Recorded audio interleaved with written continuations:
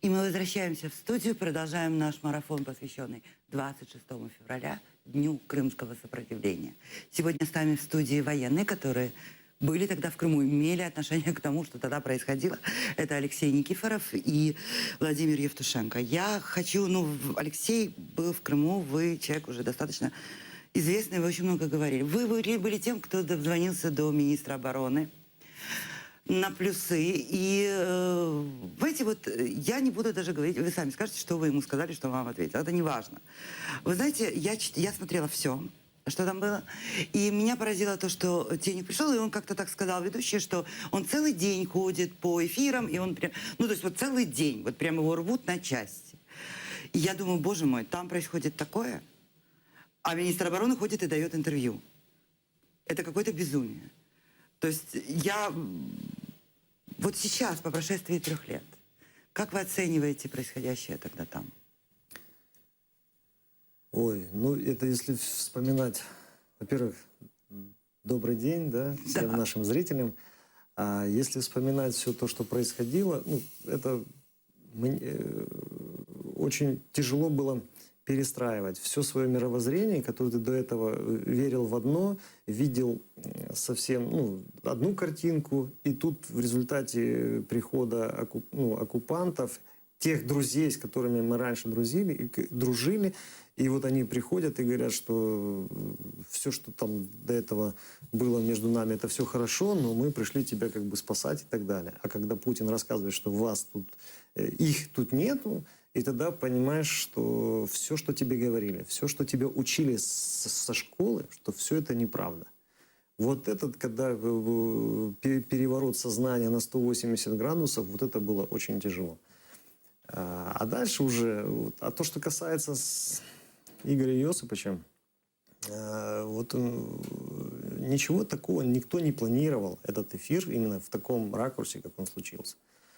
На тот момент, на момент нашего эфира, нашей беседы, уже, я еще раз повторяю, что практически все части боеготовые, которые могли оказывать какое-то сопротивление оккупантам, все командиры, сговорившись, подняли российский флаг.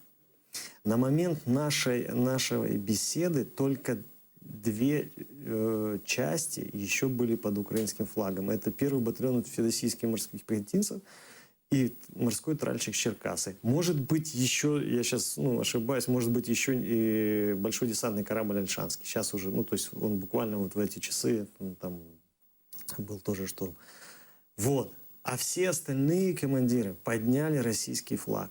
И на момент нашего интервью 1,5 суток, как уже хозяйничали оккупанты в частях с поднятыми российскими флагами, уже с техникой и так далее. Когда уже все писали заявления там, в российскую армию, и так далее, и так далее. А Игорь Йосипович в своем интервью, он начал с того, что у меня все под контролем. И я когда видел это, меня это возмутило, как под контролем. Я подумал, что, может быть, ему и мои слова начинались: товарищ адмирал, может, вам кто-то не докладывает, что у нас уже все там, все, нету украинской армии в Крыму. А он рассказывал, что нет, все у меня под контролем. Что он звонит каждому командиру части, что тоже была ложь. Что одна ложь наслаивала вторую ложь. И это было очень сильное возмущение. Я даже говорить не мог, я там заикался, потому что не мог, у меня мысли наплывали, как хотелось все сразу высказать и так далее. Вот это вот поражало. Почему? А дальше он уже в своих последующих интервью там часто рассказывал, что он собирался ехать в Крым, что-то там помогать. Каким образом, когда управленец, что он там должен был ехать в Крым и помогать? Он должен был стоять здесь, управлять, какие-то движения происходили, совещания, там, РНБО и так далее, но не ехать в Крым. Он должен был заниматься этими вопросами. А он, видите, а вы говорите, он еще и ходил по интервью. Он так сказал. Понимаете, во-первых, я услышала, как вы сказали, что та ложь, которую увидели со стороны российских военных, со стороны российской пропаганды, она поменяла ваше мировоззрение. Но вы услышали ложь со стороны министра. Простите, почему вы все равно защищали Украину? Почему? Ну, тут уже... Но ведь была какая-то разница. Разница в том, что когда это говорит, ну, там, оккупант, он обманывает. Ты это видишь, ну, когда понимаешь, что да, это он пришел, у него цель такая, задача у него стоит, он будет в победе, да, там все средства хороши, поэтому он будет рассказывать все, что там хочет услышать, да, там, то есть человек, которого он пришел завоевывать. А то, что наш министр так поступил, я не знаю, почему он так говорил. Может быть, это было связано там, с какими-то там политическими ходами или еще. Я не знаю, почему. Но то, что он говорил тогда, это было жутко и неправда. Вот это возмутило. А при этом, если бы он еще вместо того, чтобы обвинять, сказал бы, ну все, ребята, там, вы тут... Потому что у меня сидели люди, которые хотели выйти и не знали как. И не знали, как выйти. Как беженцы, да, то есть, или как воинская часть. Пусть в малом количестве личного состава, но как воинская часть. И это и хотелось задать вопрос. Типа, вот как вы хотите? Потом вот я этот вопрос я задал уже его преемнику, исполняющему обязанности министра обороны Коваль, и он сказал, да, вы ходите как воинская часть, со всеми атрибутами, с архивами, с печатями, и так и вышло. И слава богу, эта боевая единица сохранена, и она сейчас защищает наши южные рубежи. Владимир, у меня к вам вопрос. Я тут перед эфиром услышала, что вы были практически первым человеком, кто поставил украинский блокпост там, в Херсонской области. Ну, потому что, знаете, вот я помню свое ощущение, что я вижу, что происходит. То есть это, ну, это страшно было на самом деле, когда иностранные военные, это очевидно, что это военные, без шевронов. Для меня, как для человека, который понимает, как регулируется армия, это было жутко. Потому что нет шеврона, нет принадлежности, нет ответственности. Это террорист. Я видела этих ненормальных людей, которые бегали с флажками, радовались, что нас пришли защищать. Я не понимаю, как люди без шевронов, без принадлежности к определенным войскам могут вас защищать. И меня шокировало, что они уже стояли там, они уже просто перекрыли Крым. И меня шокировало, что с нашей стороны не было никого. Не было, ну, то есть я была испугана. Мне казалось, что они завтра могут идти дальше. И когда я выезжала, я вот увидела этот блокпост. Я ехала через Чингар с семьей за 2 дня до референдума. Я видела блокпост, мешки, флаг. Вот этот флаг, я его никогда не забуду. Это была моя страна. И там стояли люди, я понимала, что это не военные. Что это не регулярная армия, это не пограничники, это не спецслужбы. Я хочу понять, почему вы туда пришли? Вот с этими мешками и с этим блокпостом. Ну, во-первых, тоже добрый день. Ну, во-первых, я вам скажу. Самооборона – это люди, которые хотят сохранить свою государственную целостность. Свой дом, принадлежность к этой стране, считать себя достойным быть украинцем. И когда произошло в Крыму, мы поняли, мы первое увидели реакцию о том, что милиция бездействует, ждет только, чтобы зашли зеленые человечки. Военных нету, потому что их реально не было. Потому что у нас воинские части, половина была расформированных, половина порезанных на металлолом. И в конце концов, когда пришла беда, идти воевать, защищать Родину, оказалось некому. На всю страну, если там 60 тысяч на всю страну, это с пограничниками, с СБУшниками, с внутренними войсками наберется, то это слава богу. Так это на всю территорию страны. И тогда было такое понятие, если не мы, сейчас десантники, у них такой призыв, если не мы, то кто? И мы понимали, что это Россия никогда хорошо не относилась к нам, к украинцам. А украинцы, у нас очень много национальностей живет в Украине. И мы никогда расово друг с другом не ругались и не воевали. Но так пришло, что враг пришел ко мне домой. Ко мне домой. И я не хочу, чтобы моя семья была беженцами где-нибудь в Ивано-Франковске или еще там где-то дальше. Я буду за свою землю стоять до последнего. И люди, которые собрались, это обычные были граждане своего города. Я помню, такие были тяжелые времена, вы знаете, когда были заблокированы части, продуктов питания не было, воды не было. И налаживали, такое очень тяжело было все налаживать, бусами везли туда продукты ребятам, а подъезда нету, Ну то да. на себе, на плечах несли воинские части и передавали продукты. Не было неизвестности. Ребята сидят в части. Больше половины предало. Значит, пишут рапорта уже в российскую армию. Те ребята, оставшиеся, там 60 человек, дальше сколько нас было? 64. 64 человека. Вот это самое главное, чтобы вы понимали. Мы когда познакомились, мы месяц целый, каждый день мы в телефонном режиме общались с Ромой.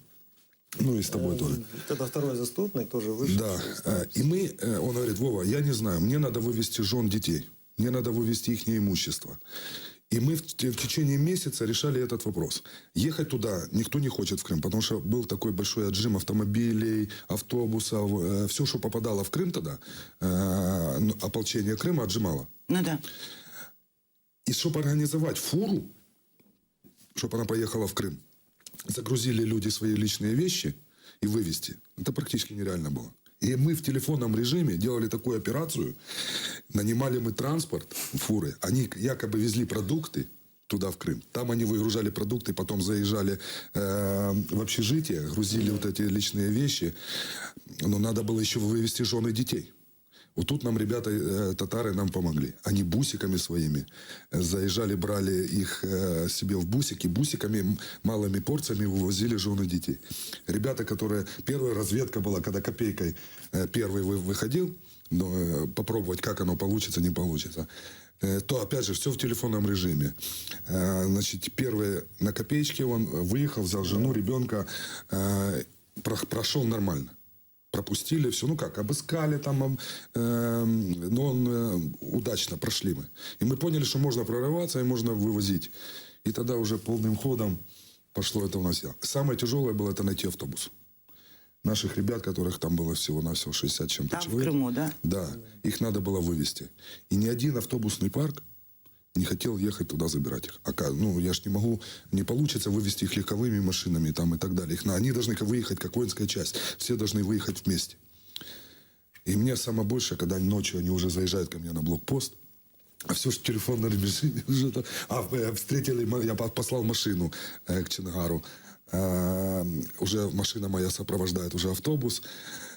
И когда они уже приехали на блокпост, и он говорит: смотри, а внутри знамя, обмотался знаменем прапор бригады, да? Да. Прапор бригады на себе обмотал, и вот таким образом он вывез прапор части. Сашка их так. Сашка, да. Слушайте, вот, понимаете, вот мы сейчас говорим, мы описываем. Ведь на самом деле мы были свидетелями ужасных событий. Падения государства. Так. И мы знаем точно, что без государства общество может консолидироваться. Была часть военных, был крымско-татарский народ, который собирал. Там было огромное количество, кстати, активистов. И если помните, люди выходили на площади на митинги 9 и 11 с детьми уже против танков. То есть там уже стояли БТРы и выходили просто люди с флагами. Без государства общество бессильно. Вот этот важный вопрос для меня, я все время это думала. Возможно ли было, на ваш взгляд, вот когда это только начиналось, каким-то образом предотвратить эту агрессию, аннексию, вот эту оккупацию, минимализировать ее там по половине Крыма? Я даже не знаю, я всем задаю этот вопрос, и я пока не сформировала для себя ответ. Хорошо на эту тему ответил теперешний командующий военно-морских сил Сбройных сил Украины Игорь Александрович Воронченко. Он на тот момент был начальником войск береговой обороны в Крыму. И именно когда вот у нас было, вот с его слов, у нас было всего лишь там 5-6 часов с момента, когда захватили здание парламента крымского и Кабмин, вот тогда было 5-6 часов, чтобы силами спецподразделений «Альфа», Министерства внутренних справ, тогда еще и проукраински настроенный был начальник Крымского территориального управления. Он и есть, он вышел, сейчас заступник командующего Национальной гвардии, это Микола Иванович Балан. Вот, и они совмещались и думали, как же сделать так ситуацию, чтобы обезвредить этих... Вот тех, кто захватил. Тех, кто захватили.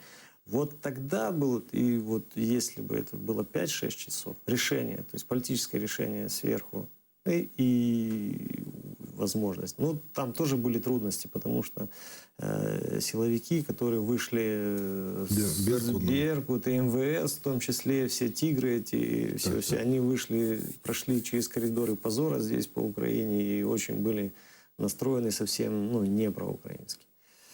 Вот. А уже дальше уже проблем нет. Было сделано все для того, чтобы вооруженные силы не смогли ничего, то есть именно действовать как вооруженные Но силы. ведь это делалось много лет. Так. Имеется в виду, что законодательно, также и во всех остальных аспектах. То есть имеется в виду и по обеспечению, и по действиям, по о том, и самое главное, что не создали образа врага. То есть вот у нас что. У нас всегда, я говорю, у нас, к моему стыду, я вот уже буквально недавно на эфире сказал, что у нас всю жизнь, я вот сколько лет в Крыму, с 95-го года в Крыму, и с 95-го года всю жизнь меня учили, что первый, кто нападет, это будет там Турция, румыны и крымские татары. И все для этого делалось. И все для этого, чтобы оказалось, что враг-то совсем не с той стороны. Да, вот проблема. К моему стыду, я прошу меня простить, крымско-татарский народ. Алексей, ну вот вы сказали сейчас важную вещь про то, что мы не понимали образа врага. Ведь у нас была масса событий в Крыму, про которые почему-то не говорили. Ну, например, то, что Россия захватила наши маяки. Давно. Так. То, что в Крыму в Феодосии был десант высаден. Помните? Высадился, помните, на пляж летом. И они с десантного корабля. И они объясняли, вот как сейчас на Донбассе, заблудились. То есть это вот так вот звучало. Это проверка была на нашу была, реакцию. да. Это, вот, и если власть позволяет, то есть нет у нас с нашей стороны никаких Реакции. телодвижений, поэтому после этого они делают следующий шаг. Это способы и методы именно ведения вот такой неправильной, как называют сейчас, гибридной войны. То бишь нету единого замысла, за которым, то есть от сих до сих взять рубежи и так далее, и так далее. То есть делается какой-то шаг, смотрится на реакцию тех властей, или то есть, ну, как бы противоборствующей страны, и уже по ее реакции уже делается следующий шаг. Вот если бы мы изначально сразу как бы только вступили, только первые казачки приехали на паромную переправу в Керчи, если бы была дана команда, допустим, моей роте встать бы и оборонять эту паромную переправу, или сломать черту, затопить этот паром, все стало бы на свои места. Если бы мы сразу же расстреляли из танков этот бы крымский парламент вместе с этими террористами, все бы стало на Слушайте, свои я места. знаете, что только что подумала? Вот тогда, в самом начале, мы потом знаем, что были уже предатели. Кто-то, кстати, абсолютно искренне перешел на российскую сторону. У меня вопрос. Если бы в тот момент была вот как консолидированное командование, действительно, и вот по своей хотя бы роте, вот как вы это ощущаете? Вот вы действительно получили бы приказ. Вот 300 человек, не 64, которые верны, а 300 получают приказ встать на переправу и взорвать. Это было бы выполнено? Конечно. То есть фактически, смотрите, почему это важно? Потому что мы говорим очень много, что армия осталась неверна. Но армия без командования не армия. Это что-то другое. Так. Она изначально так, это суть армии, да, единоначалие и вертикальной власти, да. В горизонтали командир на своем уровне может действовать как-то, то есть на свое там усмотрение, то есть свои решения принимать и так далее. Но изначально он поступает наказ сверху. Сейчас можно говорить, был наказ, не был. Я говорю, наказов можно было разных получить. Не говорится о том, что прям взять и расстрелять ту же машину, там, которая там с русско-зелеными человечками. Да. А задача была, то есть именно как-то нужно было противодействовать. Если мы видим, что у нас захватывают парламент, значит, надо охранять его. И сначала первые шаги были сделаны. Вот Воронченко давал тогда команду о том, чтобы охранять Кировский аэродром. В Кировском военный аэродром. Россияне очень боялись, что туда высадятся там наши десантники и так далее. Поэтому они когда-то сунулись, а там охраняют, 2 взвода охраняют этот аэродром. Все, они начали давить в результате через штаб флота, через тех каких-то запроданцев, которые изначально там уже были, наверное. В результате командование батальона получило вказівку снять оттуда БТР, и они вернулись в ППД. И все, только они уехали, через час заехал Урал с зелеными человечками, которые вытянули там, то есть заблокировали а кто дал взрывку этот и так далее. приказ? Это... Я сейчас не могу сказать. Вы не знаете. Я думаю, что должны быть военная прокуратура, вести эти дела, и Вообще-то да. допрашивать и все остальное. Я думаю, что мы все равно придем к этому.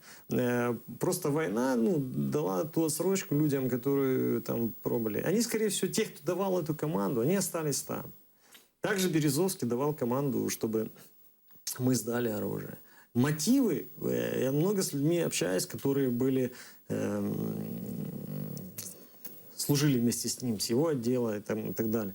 И они были в шоке от его поступка, потому что, говорит, он очень был мотивирован на защиту и так далее. И он в 6 утра, когда его призначили командующим военно-морских сил, он еще в 6 утра звонил моему командиру и говорил: вперед, быстрее приводитесь, и россиян сейчас будем гнать с земли с нашей.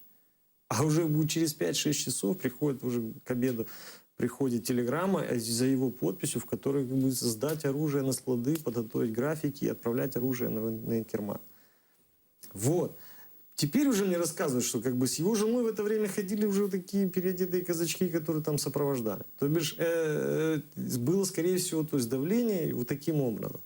Так вот, когда говорят, что какого приказа ждали, приказ нужно было действовать о том, чтобы адекватно отвечать на все вот эти выклики и так далее. То есть видят, что какое-то движение на переправе, значит, надо было усилить охрану. Это на переправе охраняло там 5 человек. То бишь, с нашей стороны 5, с пограничной заставы 5 человек, наряд там 5-10, я не знаю, сколько их там. Это женщины и мужчины, которые занимаются паспортным контролем. Все. А если бы туда выдвинули взвод или роту морских пехотинцев, которые встали бы и заняли бы там круговую оборону, никто бы не сунулся, никакие казачки бы туда не сунулись. И поняли, что да, это паромная переправа, она под контролем. Железнодорожная ветка, по которой тянули очень много техники с паромной переправы, какие проблемы были ее разломать, развалить ее, на металлолом порезать бы, сказали бы моим контрактникам, они на металлолом за деньги бы сдали, до сих пор бы восстанавливали. Поэтому и нужны были какие-то адекватные шаги. Еще мы уже должны заканчивать. У меня к вам обоим вопрос. Мы все время говорим о Крыме как о дипломатический путь, вот эти вещи, да? Но ведь если подумать объективно, я об этом тоже неоднократно говорила уже, что ситуация, это безвременье, то есть Россия ослабла, условно, да, мы ее санкциями добили, подвели мы ее к этому разговору. Там внутри Крыма, и вы это сказали, огромное количество, во-первых, тех, кто там с Донбасса туда рванул, там у них эти базы, лагеря и прочее.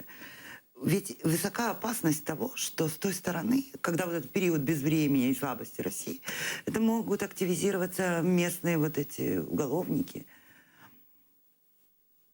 Я просто думаю, у нас вообще есть возможность, силы отсюда, с перешейка, теоретически, в случае каких-то этнических резни, каких-то вещей, зайти и защитить мирное население. Ведь мы говорим о специальной операции, которую нам придется осуществлять только не с переправы, а с перешейка.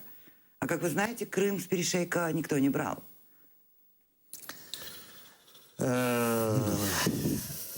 Давайте мы пока не будем так далеко. К этому надо готовиться. Однозначно. И я вам скажу, что когда-то меня недавно Павел Казарин спросил на Крым Реалиях о том, что сделала ли страна или военно-политическое руководство, сделали ли выводы по аннексии Крыма. И я ему сказал, что выводы сделаны однозначно, и поэтому то, что я сегодня представляю силы специальных операций, как в качестве начальника пресс-службы, силы специальных операций – это один из ответов на реальные выклики и загрозы, которые прозвучали. Я говорю, если это было начало Крымской операции, это было силы специальной операции Российской Федерации, то и отвечать мы будем точно так же. Как это будет происходить, тут я пока не будем говорить. Однозначно, ничего невозможного нет. Поэтому будет поставлена задача, будет ее выполнять. Я вам скажу так. Любое наступление приведет... Мы не сможем зайти, как Россия, зеленое человечество. Однозначно. А любое наступление, это, во-первых, артподготовка. И очень много может погибнуть мирного населения. Никто не возьмет ответственности на себя взять, чтобы то же самое и на Донбассе. Мы не можем стрелять, потому что там стоит, например, девятиэтажка, с этой девятиэтажки стреляют с града. Мы не можем ответку сделать, потому что там стоят мирные люди. Понимаете, вот в чем загвоздка, еще очень, очень тонкая грань. То есть мы опять возвращаемся к населению там, Так. к связям с населением там, к связям с теми людьми, которые остались, возможно, но не есть, кстати, предателями. У нас там остались военные. У нас на Донбассе много партизан, очень много. Давайте сделаем. Давайте мы не будем сейчас это самое. Я к Да, чему? я просто, да. Что, чтобы начинать возможность как бы забирать Крым или там ту же территорию Донбасса, Я имею в или виду любой сейчас, наш я имею в виду, я да, потом. даже со временем. То бишь сначала делается, то есть это комплекс заходов, мероприятий, которые нужно будет сначала провести. Это и подготовки мирного населения, это и по подготовке, и сделать такие условия, чтобы коллаборанты сами ушли. Жизнь покажет, мы еще не знаем. Но процесс этот будет происходить. Это если это будет ослаблено там, ну, то есть я надеюсь, что все равно придет к тому, что будет в России точно так же, как и в 90-х годах. Развал, когда там республик развивались, и это было, и он будет похлеще. И сполохнут еще и Татарстан, и Ичкерия, все впереди у них. Поэтому и они этого очень боятся. Вот. И буквально 2 дня назад я увидел как бы ролик, как Кадыров показывает, хвастается о том, что он готовит начальный центр спецназа у себя в Гудермесе. И не стоит россиянам задуматься, Ну да, это первый на выход уже. против кого он готовит. То есть, кому он готовит. Это за всего мировому сообществу. Мы должны там. И заканчивать, но я хочу все-таки, чтобы вы сказали, потому что мы вещаем в первую очередь туда, на Крым. Ваше мнение, мы его освободим.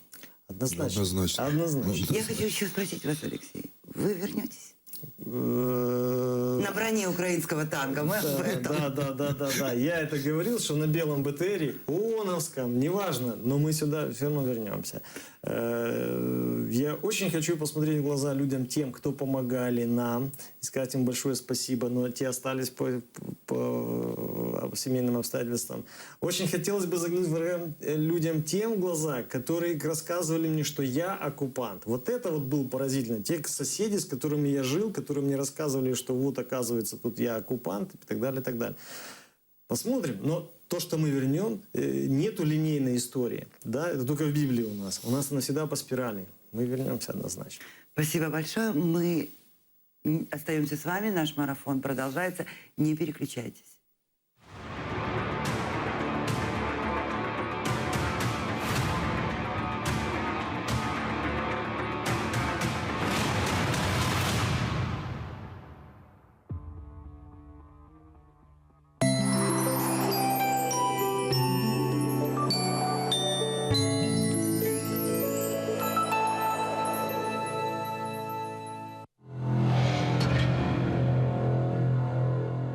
Крим був Україна. Спливає 3-й рік російської агресії і анексації Кримського півострову. Ми завжди з Кримом, і Україна ніколи не дасть іноземному загарбнику панувати на українській території і збиткуватися над кримським народом. Мені дуже приємно, що цю позицію поділяє не лише наша держава, але й міжнародна спільнота. І надзвичайно важливо, що буквально вчора це було озвучено президентом Сполучених Штатів паном Трампом, який чітко сказав, що будь-яка дискусія з Росією можлива лише після повернення Криму Україні. Тому разом нас багато, нас не подолати. Берликте, кувет.